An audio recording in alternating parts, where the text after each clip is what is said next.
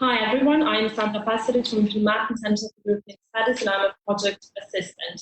And I want to welcome you all to our series of online events. This week we're organizing an event together with our organization, IEC, Institute of Dr. Janez Evangelos Craig from Slovenia.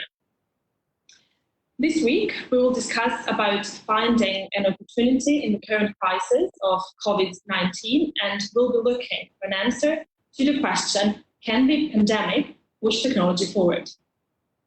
Millions of Europeans are currently working from home, meeting by video conferences and using digital platforms for their jobs. What was inconceivable some weeks ago has become the new normal, but not the complete picture. There are still quite a number of companies in the EU that rely on conventional, analog work processes. Mainly sectors that weren't particularly known for high digitalization levels now have the opportunity to catch up and achieve good results with the help of more digital technology. Digital technology has a huge potential, especially in trying times like this. We are talking about technologies that are currently keeping societies afloat amid the pandemic, enabling online meetings, online events such as ours, e-government, homeschooling, and online shopping. Today, with me, I have two experts in the field of computer science and construction informatics. So first, I would like to present to you Mr. Giga Turk. Welcome, Giga. Thank you for joining us. Giga Turk is a professor in construction informatics and the Faculty of Civil and Geodesic Engineering at the University of Ljubljana, and he's also academic council member at Martin Center. He's also a former minister in the government of Slovenia and Secretary General of the Philippe Group on the future of Europe. Welcome again, Giga. Pleasure to be here.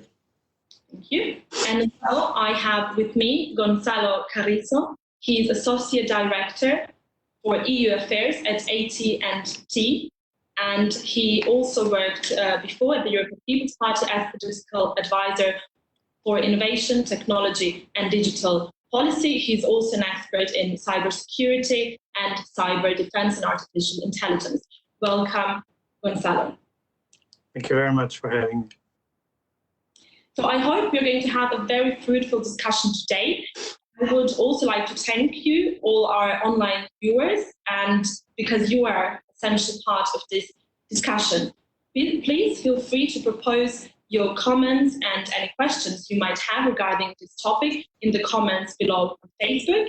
We will keep the track of your questions and all of your comments, and our two respective guests will reply to your questions at the second part of this event. We will leave around 15 minutes to your questions. So first, I will start the discussion by asking questions to our guests, after which, as I said, the floor will be open for questions. After live streaming, the video will be available on our Facebook account and also on our YouTube account. So if you want to check the video after this live streaming, you can also do so. Also, if you want to make sure you don't miss anything out, you can also track us and follow us via our Twitter account, where we're doing live tweeting. You can check some hashtags such as digital transformation, COVID-19, or stay safe, stay informed. So first, my question goes to you, Giga. As a professor of construction informatics at the Faculty of Civil and Geodetic Engineering at the University of Ljubljana, you are very much aware of how much workflow in administration and education systems are still paper-based. Do you think that the coronavirus has been a wake-up call for many of them in order to switch from postal letters and fax machines to emails and other online solutions? Thank you. Well, first of all, thank you for organizing this, I think, what is a very timely debate. And indeed, as Europe is going out of the worst period of the pandemic, it's very appropriate to think what to learn from it, what to take out of it, and what good actually try to find in what was going on, and exactly what you were asking goes right into the heart of it. I think this pandemic that forced us, a lot of Europeans, to work from home, to teach from home, to learn from home, did more for the popularization, for the introduction of digital technology than would any programs or any strategies or any plans that we might have. So in my faculty, we basically switched to flipping all lectures online, basically, without skipping a beat, so to say. Some colleagues maybe not so quickly.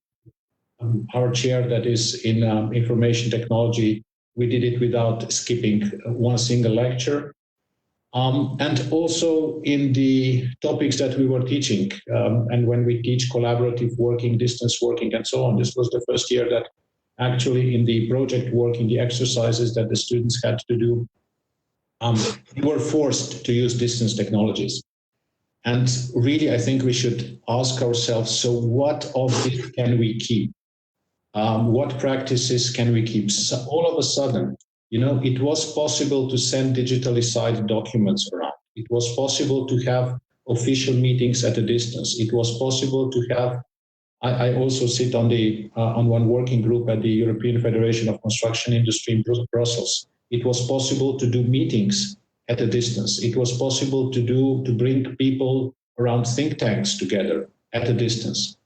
And I think it would be extremely useful to keep a lot of that, and also to accommodate, legally a lot of these practices so that we can do things more efficiently at a distance, using digital signatures, distance working, teleconferences, collaborative work, etc., etc. And I think we would need to tweak a little bit the rules and regulations that we have. We took quite a lot of exceptions because it said, oh, this is exceptional times, this is pandemic, and so on and so forth. But we have learned that we don't have to do so many things on paper, that we don't have to do so many things in person, that we don't have to travel so much, and that we can actually meet more people and be in closer contact at a distance. Thank you, Giga. Yes, it is quite interesting, and it's going to be interesting to see what of the new normality, what of the practices that we are doing right now are going to pass into the new normality everybody is talking about. Thank you. Gonzalo, I think we should also touch upon a bigger picture and talk about the EU framework, and it's obviously the digital single market. So even though the EU has made progress in creating a digital single market, there are still companies and individuals that are facing challenges when using online solutions, and full cross-border online access is still, for some services and some users, is still not a reality. Looking at all of this and the issues that we are also going to raise with this topic, when could we expect a true digital single market? And can this pandemic serve as a certain push in order to reach our common objectives even earlier, and in order for us to be more eager in doing so? Hi, thanks again for having me. It's always a pleasure to be with the Martin Center, although this time with my beats and not with my atoms. So yeah, it's a very, very interesting question indeed. This pandemic, as Ziga was saying, brought us some lessons. Although those lessons or the technology that was already available and the need to push forward the technology was already very important before this pandemic. This pandemic, I think, it had the effect of showing to many people what they can do, or how putting in practice some means to carry on other kind of work. I must say that this kind of conferences, due to working with an American company, I do it frequently. I don't travel every day to the US. So with meetings with my colleagues, other tunnels that we organize internally, we did it already before through these means. So there was already some things ongoing. But I think it showed that we need to do more. And sometimes I think many people travel along the way, so to have 1 hour meeting, pick up a plane or a train just to have an hour meeting, I think it could be avoided through digital means. Regarding the digital single market, we need one. The EU needs one. And what this pandemic shows is, apart from all the technologies we see, like applications, there is also something that goes below, which is the network. And the network is extremely important in order for all the applications to function. Imagine that with this pandemic, before the pandemic, we were meeting and doing our work using connectivity in our offices. So in buildings that were highly prepared to have connectivity, to have really fast connectivity, high demand. And now over suddenly that shifted completely to our houses. We are using many devices at the same time. We are using video conferences, streaming video, gaming, a lot of entertainment. So, and the houses were not, I don't think they were really prepared. So there is an issue of connectivity. To give you an example, for us in the US, during the pandemic, the traffic rose by 20% on top of what we had before. This means that we had to have an infrastructure ready for it. Imagine, for instance, that overnight, we have to put 20% more trains on the rail, or 20% more planes in a single airport, or 20% more trucks in the highways. It won't be able to cope because the infrastructure was not ready to hold that increase. For us, due to investments that were done along many years, and the regulatory and the flexible regulatory approach that we have in the US, it allows us to have an infrastructure that could cope with it. So I think that's something that we should look at EU level in terms of connectivity. And I will also like to highlight that this pandemic also showed that connectivity is so important. In terms of education, for instance, Ziga could tell us, did everybody had internet connectivity at their homes to follow classes? I think in some remote areas, it was not possible, or because they didn't have access, or because they didn't have the means. So this could create another kind of inequality. If I look at my country, Portugal, they even brought back classes streamed on TV. So because everybody has TV, due to fill in those gaps and to reach some regions and some people who didn't have connectivity. So I think here is something that the EU should look at. And there are good signs coming out of the EU for the recovery plan on that regard. The priorities, they will be kept. And one of them is digitalization. So I believe inside that plan, inside that package will be good measures to help improve the digital single market. But exactly, it's needed. Another aspect of it that we saw a huge demand was in e-commerce.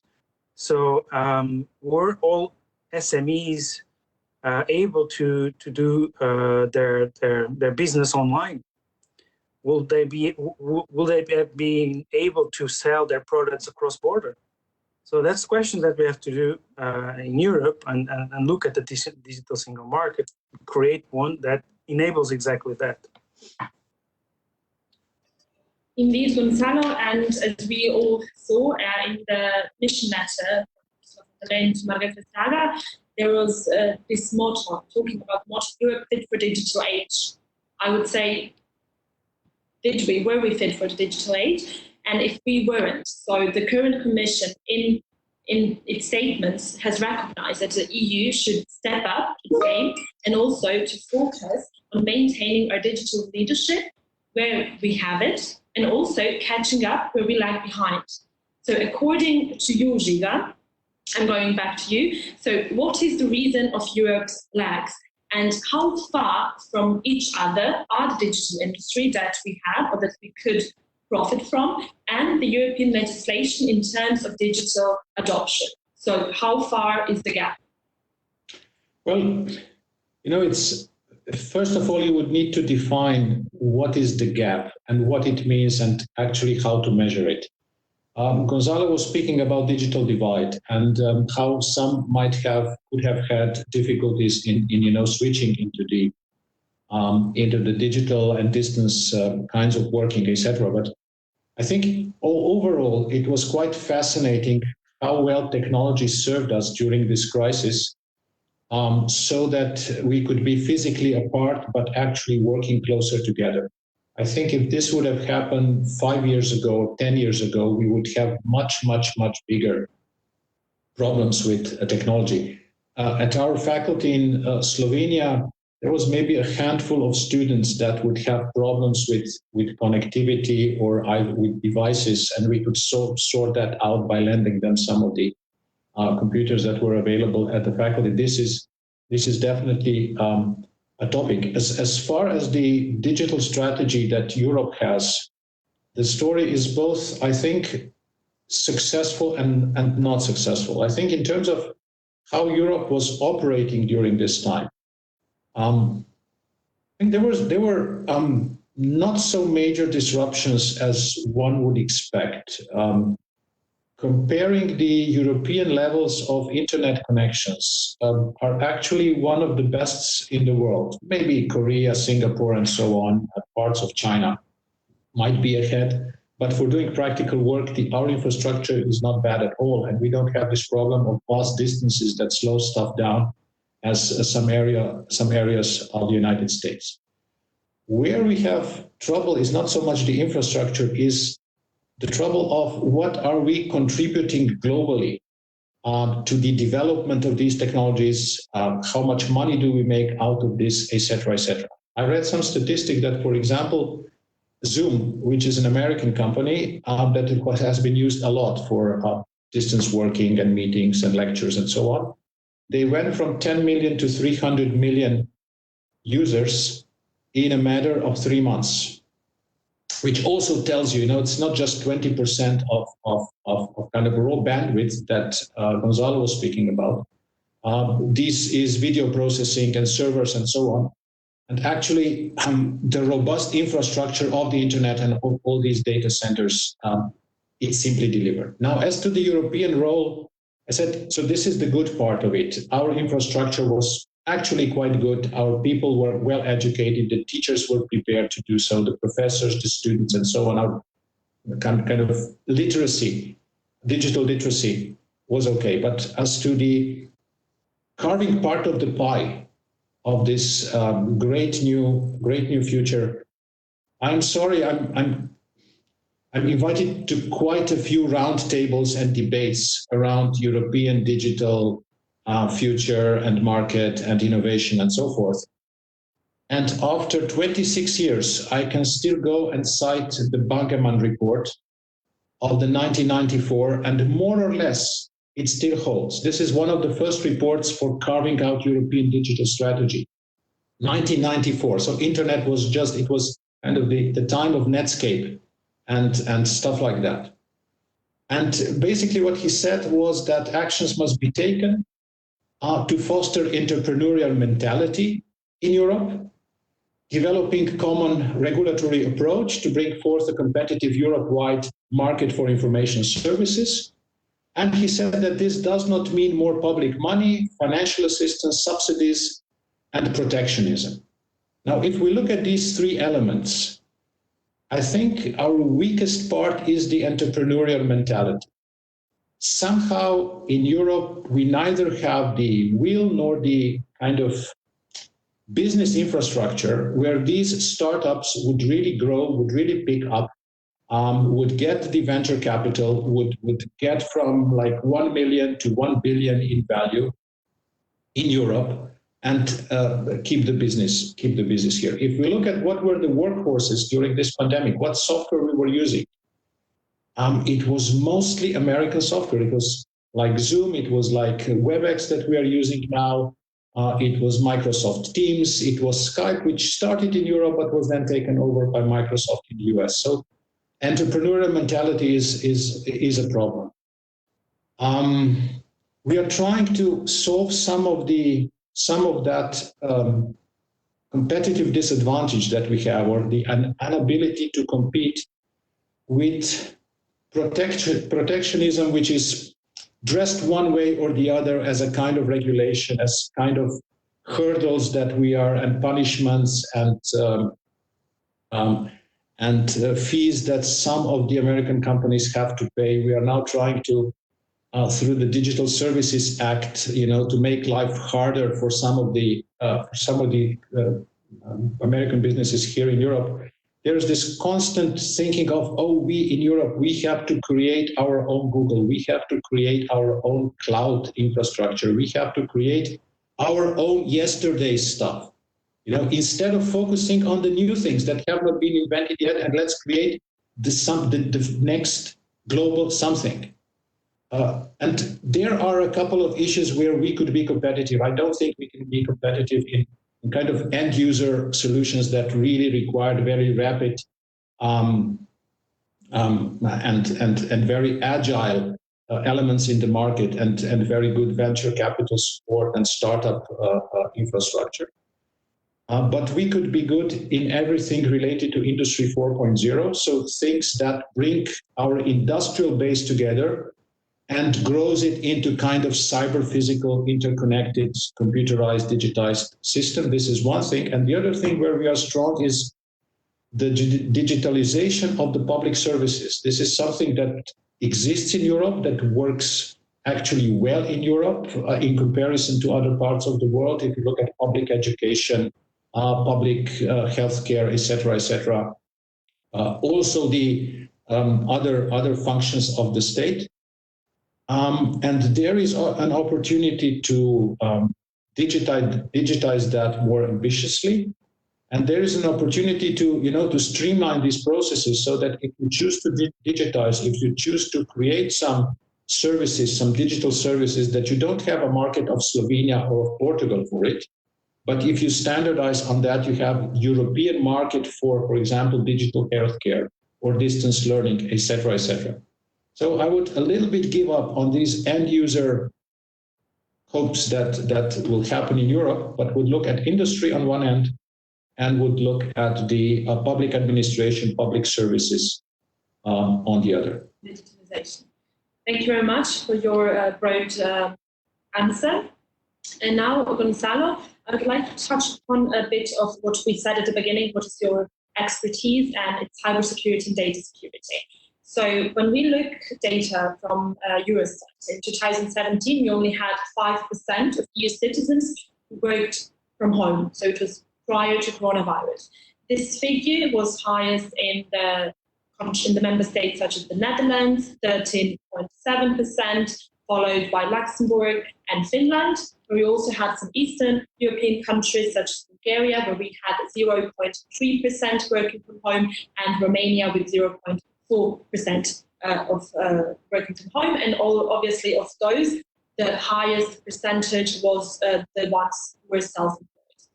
So now with the coronavirus, we see that millions of Europeans are working from home. And at the same time, we all are uploading sensitive data on cloud servers, or we are chatting about work-related topics. Authorities and businesses are now noticing that the infrastructure was only partly ready. Some of programs we are all using, such as Giga, you mentioned earlier, Zoom, for example, are rocky. We saw there were some issues raised about this program, and they have also raised issues regarding cybersecurity and protection. So were we ready for such a huge relocation infrastructure-wise of our workload from paper-based and from our offices to online cloud solutions? And what is there to be expected in the future in the terms of cybersecurity and data protection. Gonzalo. Yeah, hi, thanks for the question. Just a point, allow me to go back just a point on what Ziga said on the entrepreneurial mentality. To agree and to give an example that, for instance, I visit a startup somewhere in rural France, and I asked them, what, with the service that they were providing, what is your market? What do you intend, what do you see your market is? It's my city. I don't remember, I think it was Marseille. It's my city. They were not even thinking about France, not least Europe. So there is here a problem also to build that their market is not even Europe, is the globe. So that's the nature of digital. It doesn't have borders. So there's a lot to work here on this entrepreneurial spirit. And then the problem for startups is not building startups. I think it's the scale up. The scale up in Europe is more difficult than it is in the US. So here is also something that we have to work, because it's not that easy to scale up and be that strong in order to go global. So that's why in Europe, we use a lot of software that comes from the US, because they scale, and then they are more it's more easier to them to go to other markets. Going back to cybersecurity, indeed, moving to our places, I think there's a lot of awareness and education or cyber hygiene to be done. We rely on many software, many products. We have, due to standards, international standards, secure international standards like ISO, its biggest systems, they have to comply, and they have to be secure in such a way that will be resilient to this kind of situations. Nevertheless, there's no bulletproof security or bulletproof system. Even though, because we know that a system is just strong as its weakest links, and most of its users is us humans who break all security rules. So I think there is a lot to be done in terms of awareness and cyber hygiene, digital literacy, as it was mentioned before. And at global level, I think the EU has done good steps in identifying critical infrastructure. We saw a lot of advances, for instance, in the financial sector. So cybersecurity there is more developed. I think more has to be done now due to the crisis on other critical infrastructures like hospitals. We saw that there was some problems in some hospitals because they were using a lot of systems, and they were more vulnerable. Before, we were looking at energy companies, energy sector that was critical, and still is. Airports, they are as well. But this pandemic brought to light the health sector. So it's there one that we have to improve more and build up on standards. There's worldwide standards out there. Global communities need to engage, companies and governments need to engage, and also bringing somehow cyber diplomacy, because we know that that there's some regions that they don't play with the same rules. So and the internet is global, so we have to find, among companies and governments, we have to find ways to agree in a proper behavior, I think. Indeed, thank you so much, Gonzalo. You also touched on a little bit at your introductory statements on post-coronavirus economic recovery, and we all agree that that the EU should direct its investment exactly to support digital innovations. Just a couple of words, maybe 1-2 minutes, on which industries exactly should the EU focus on, where should the money flow, and maybe some, just to wrap up a bit.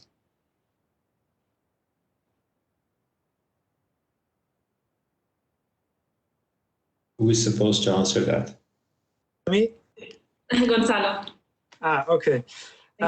Yeah, there's good, as I said, there's good signs coming from the EU. We all know how EU unfortunately works. It's slow, it's difficult. It works in stages. It's somehow it's 3 stages.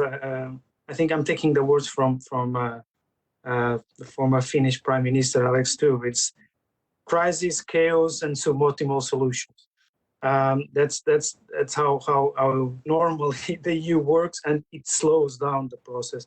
Nevertheless, as I mentioned, there is good signs coming from the recovery plan attached to the MFF, in which the priorities for this legislature were kept. So environmental and digitalization, and they included resilience. Environmental, I could say, for instance, on environmental, that a lot of technologies will play a big part. I can think of IoT and 5G in sectors such as agriculture, on smart cities, on manufacturing, to improve processes, to be more productive, to be more efficient, to create new markets. So I think there is a lot of room there for technology. And then on digitalization, I agree there is room for improving. On my view, I think connectivity, that infrastructure still have to reach underserved areas and regions. There are the manufacturing.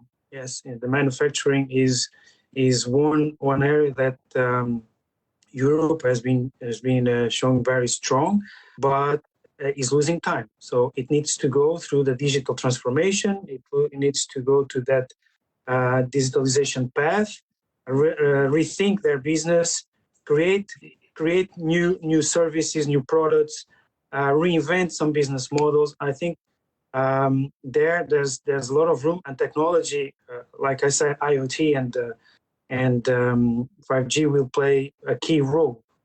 The health sector and government sectors, definitely, and there the European Union is somehow advanced, but they need to be more interoperable.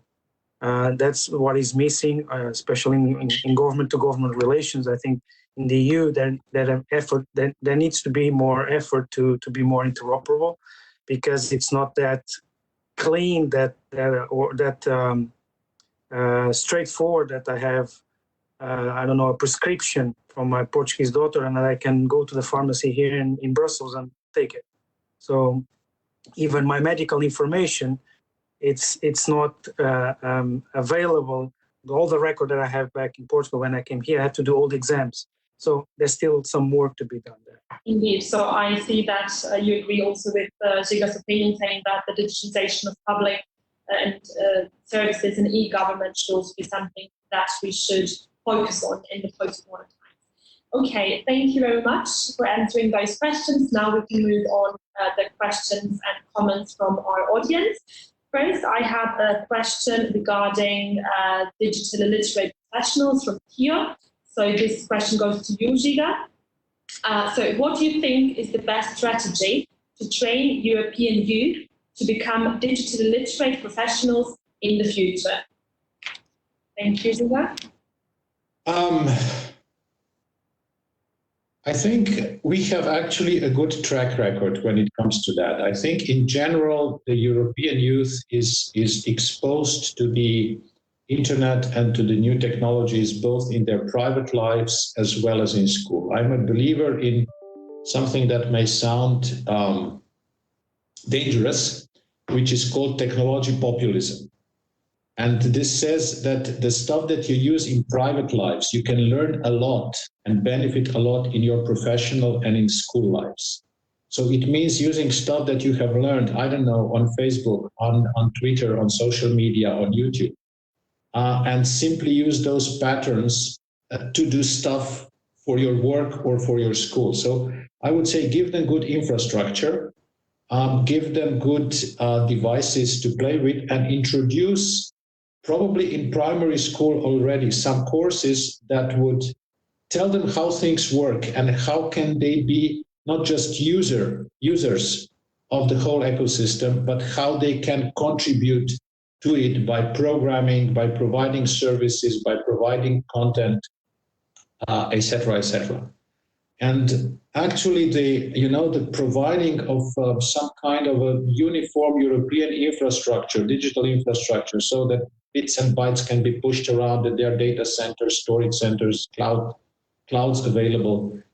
This is something that should be a pan-European project. We should create a kind of equal opportunity when it comes to that, or even deepen this equal opportunity, just like we hope that people have equal opportunity or quite equal opportunity when it comes to clean water, food, shelter, healthcare, and stuff like that. But if I may just briefly go back to some of the issues that you and Gonzalo were touching previously. There is so much red tape that we could eliminate to be more efficient. I will give you an example.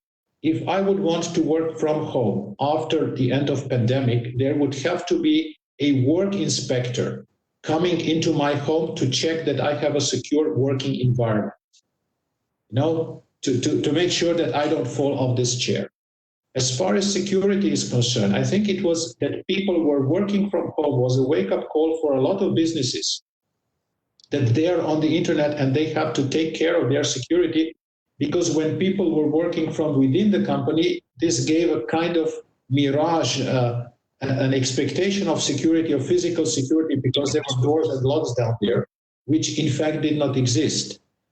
And when it comes to what and how and where to invest, I don't think that Brussels politicians know that, businesses know that, but what the politicians need to do and what the governments need to do is provide a really good safety net so that this transition that is accelerating also because of the epidemic into digital, that it can happen quickly, because otherwise other economies will transition faster than Europe, and then we will again be wondering where are the jobs going, why we have so many unemployed, etc., etc. So safety net for the people, not for the businesses, which need to kind of restructure, which need to find new business models and new business cases.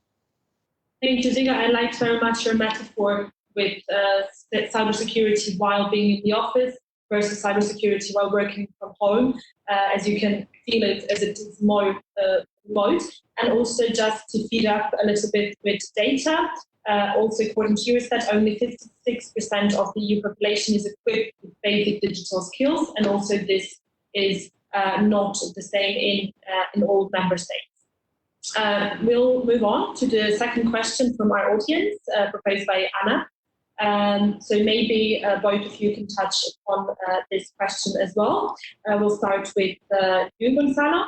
Do you think that the pandemic will make us rethink our relationship with the office once the lockdown measures will be lifted?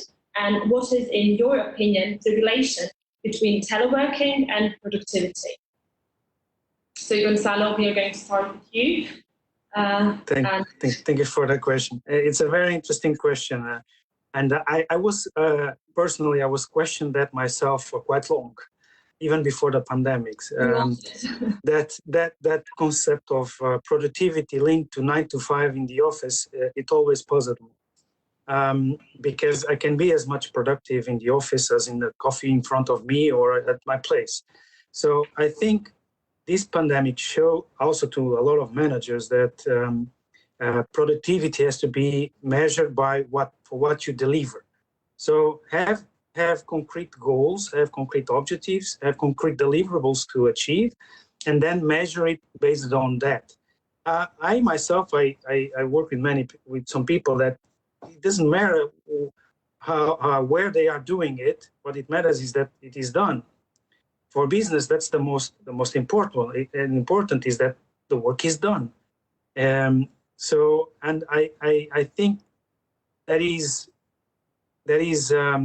possibilities now that many people realize that they can do some of the work from this place, from other places, but the office.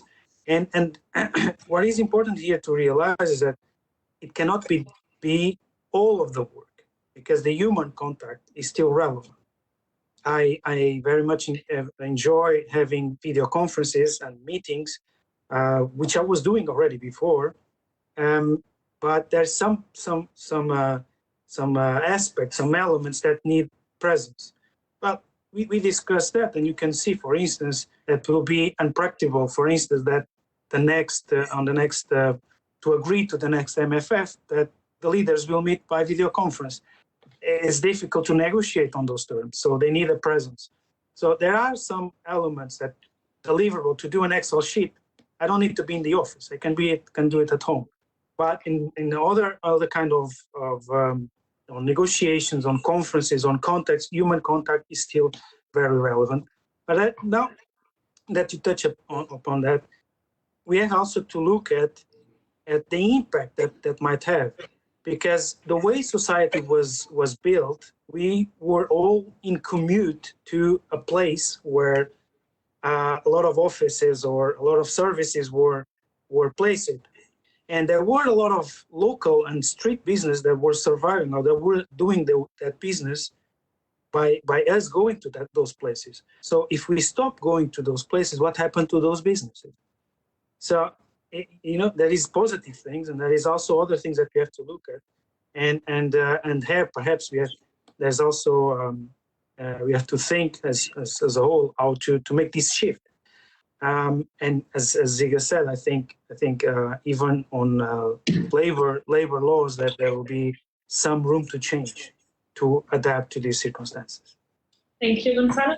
Ziga, do you agree with Gonzalo when he says that the pandemic has shown us that productivity is measured by what you deliver and not if you stay in the office from working from 9 to 5? Yeah, I totally agree with that. I think we have seen peak office, if you would want to say, peak number of people who were going with suitcases to the office every morning. And I would not like to be, it will not be totally critical, but I would definitely not like to be in a position of a businessman who's renting office space. So I think the demand will be going down. Of course, you have professions where it is easier or where it is more difficult to measure the productivity of people. It's definitely very easy to measure presence and time, and a little bit more difficult to measure the output. Also, it is not all jobs that are that creative where you could actually say, well, if I have a good idea, I can have it in 1 hour, and then I could just lie down for the other 7 hours of the workday. So I think we will still be adapting to how to work from home, or how to combine working from home from coming to the office. I think we will be seeing a lot of kind of a mixed pattern, where especially people who don't live very close to the offices would maybe work from home for 2 or 3 days, go to the office for 2 or 3 days a week, depending on the work. I totally agree. It's important to meet people face to face. I think Europeans are a very particular culture that wants to have the face-to-face meetings. Also, these circumstances working at home now were a little bit exceptional, because a lot of people also had kids at home. They were not at school, so the productivity was not exactly the same as if I would be at home alone, because schools were down. But there will be a transition in that direction. What we need to think about, our think tank policymakers, that of course there are a lot of jobs and that cannot work from home, that depend also on physical contact, that depend on these routines, which are also dangerous for a pandemic. That we both need those services, as well as those people would want to have jobs. So we should not think that the digital and the distance and home working will solve all the problem. On the contrary, it's a small part of the total equation where you have people who work with other people in close contact, and we need each other. Thank you, Giga. I think also this event, as well as the other events we've done in series of our Stay Home, Stay Informed series of events, is a proof that also events can be moved online, and our fruitful discussion and everything that happened in the background is also one of the examples for it. So to wrap up and to answer the question of this event, can the pandemic push technology forward? I think that we all would agree, yes. Now it's only the question of time and the question where the EU will focus on which industries. You mentioned Industry 4.0, digitalization of public services, e-government, better cooperation between our member state governments, and also to step up a little bit in the digital skills and digital game. Giga, Gonzalo, thank you very much for being our guests today. It was an honor. I hope to meet you soon live in person. Thank you so much. Thank you. It was a pleasure. Thank you. It was a pleasure as well. And I would also like to thank all of our viewers and all of the questions that have arrived and comments. And please don't forget to check also this video after this live streaming on Facebook, YouTube, and check our Twitter and Instagram accounts. Thank you very much and have a nice day. Thank you. A nice day to you too. Thank you. Thank you.